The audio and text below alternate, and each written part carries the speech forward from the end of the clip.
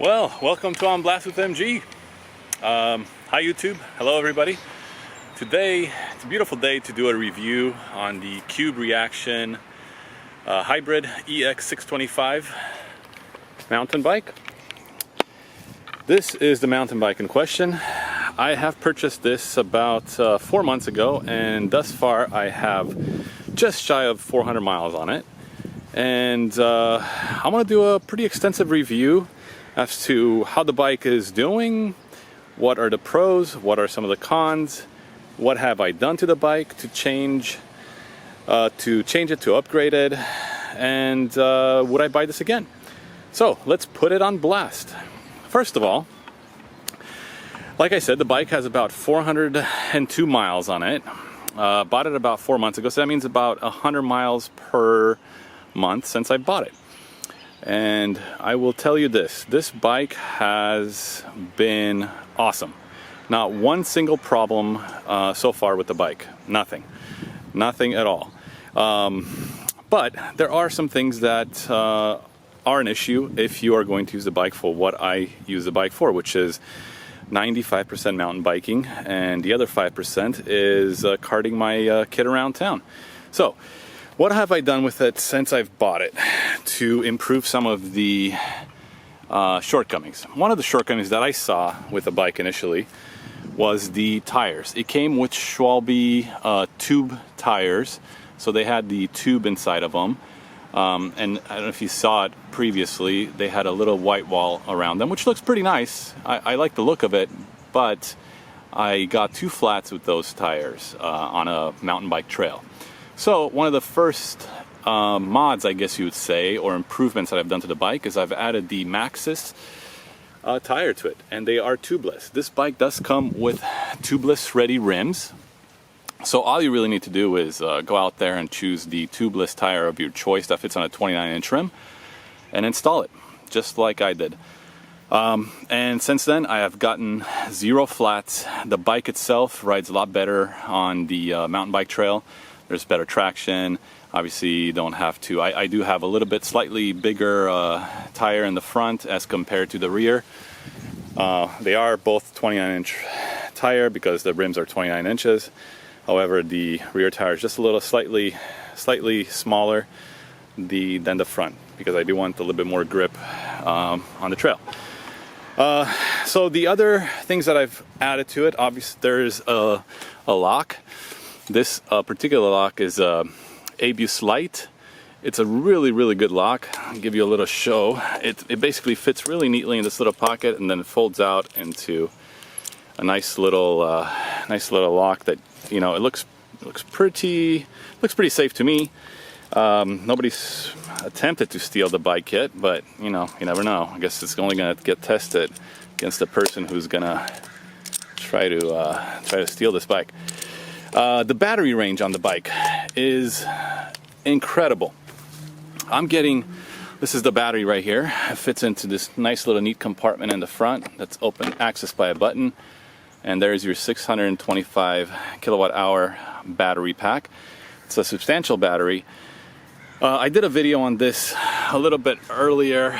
The actual battery itself and the ranges are pretty substantial. There are 4 modes on this bike. There's the Eco mode, Tour mode, Sport, and Turbo mode. But on the lowest mode, the Eco mode, you could pretty much get about 100 miles out of this battery, which is pretty substantial. That's if you're doing mostly city riding, which some of you might be doing. Even if you go on the mountain, you're still gonna, and I've done a test for this, by the way. You could check that out in my videos by subscribing and checking out my other videos. Let's put the battery back. Hey, just like that. It's nice, fits right in there. It's protected on the trail. So on the Eco mode, you could expect to get about 100 miles in the city riding, and probably about 75 on the trail. The other modes as well, the Turbo mode itself. So if you go from the Eco mode to the Turbo mode, on the Turbo mode on the trails, I think I got about 25 miles, and then that's using the bike as you should on a trail. So It's a very good battery. The range is great. You know, that's probably one of the best motor battery combinations out there on a bike so far. The Bosch Performance Line CX motor, it's a great motor. My wife has a brushless motor at the rear, and that motor is just one speed, as you probably know. It doesn't adjust. You just turn it on, and either you can pedal and the motor's on one speed, or you could just go on to you know, throttle mode. This particular motor doesn't have a throttle mode. It's a pedal assist only, but it is adjustable, obviously through the 4 different settings on the Purion display here, which you could go through Eco, Off, Eco, Tour, Sport, and Turbo.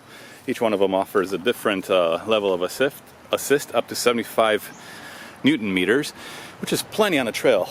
This bike, it's amazing on a trail. I gotta tell you guys, if you want to work out, leave it in Eco mode and power up yourself, or turn it off, or you could go into sport mode. But you will extend your riding range by, you know, you could go indefinitely as long as there's battery power. So there's a battery charging port right to the side of the bike, or you could take the battery out and charge it at home. Battery is locked in here. There is on the right side, you have a key access port right inside right over there. Where is it? There it is, right there. So you could unlock your battery and take it out as you wish. My one beef with the bike so far is these shocks. The shocks are pretty weak, and I'm not complaining. I mean, they weren't great shocks to begin with. I didn't buy the bike because of the shocks. I bought the bike because it looked to be a pretty rugged, tough, good range, good parts, quality build mountain bike that I could take on the trail and I could use around town. So, but the shocks, you know, comes with the Sun Tour shocks on there. I'm not even sure what 29-inch wheel shocks, and they're the QSP, I guess. They're pretty weak. They're adjustable, they're lockable right here, and they're adjustable for, you know, dampening right here, but I have it at the highest setting for dampening, and then I still bottom out on the trail at times, especially when I take a nice big rock.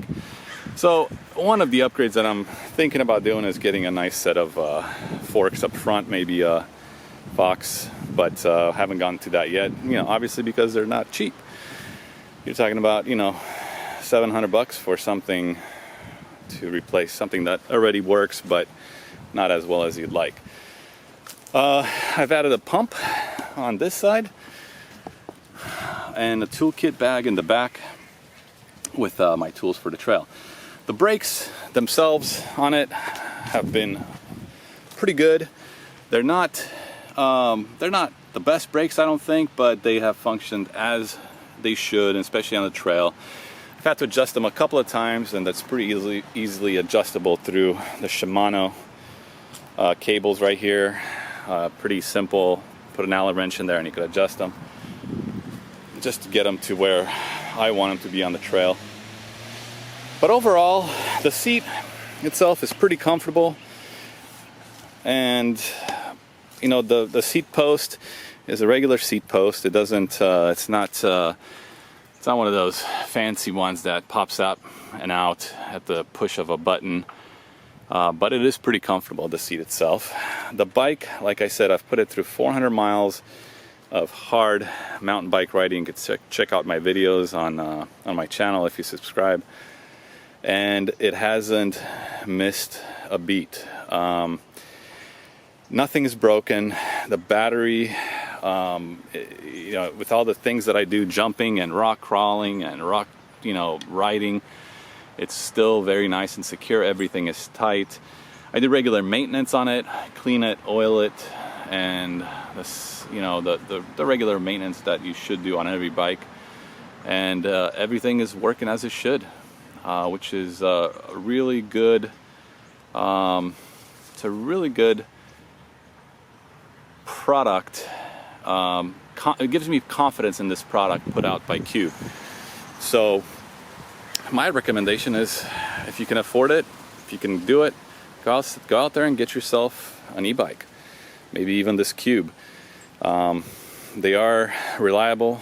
They are going to provide you with a much larger radius of exploration than you would have had previously by having to pedal around under your own power. It will take you further. It will give you more fun.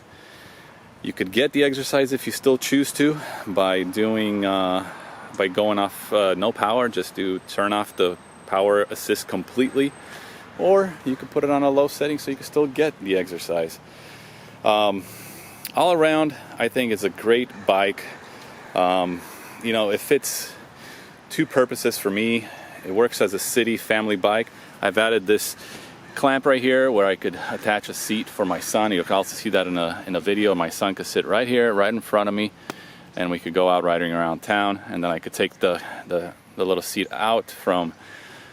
This fits right inside these little holes, two metal clamps, and they go right up and above. You take it out, and I could go mountain biking, you know, just the next day without missing a beat. The hardtail, you know, yes, full suspension bikes are better suited for trails, and especially rocks, but you know, it's a small price to pay for having, you know, it's a rugged bike. You know, there's nothing to break on this frame, really. You know, aside from the motor, there's nothing to really break. It's a solid frame. It's solidly welded. The welds are really nice and clean. You can see every single one of them is a really good weld. Everything is neatly tucked away. All the wires, all the cables, they all go neatly right into the bike, and then get routed out. You know, here's the sensor right down there. It's a sensor for the bike, for the motor. Everything is just very, very well put together, I think, on these Cube bikes. So I like it. I enjoy it. I hope you enjoyed this video, and I'll keep you updated as to any other issues or problems that I may have, or if next one I'll just give another maybe 1,000-mile review on the bike and see where we're at then. Okay, so enjoy the video, subscribe if you can, and we shall see you next time.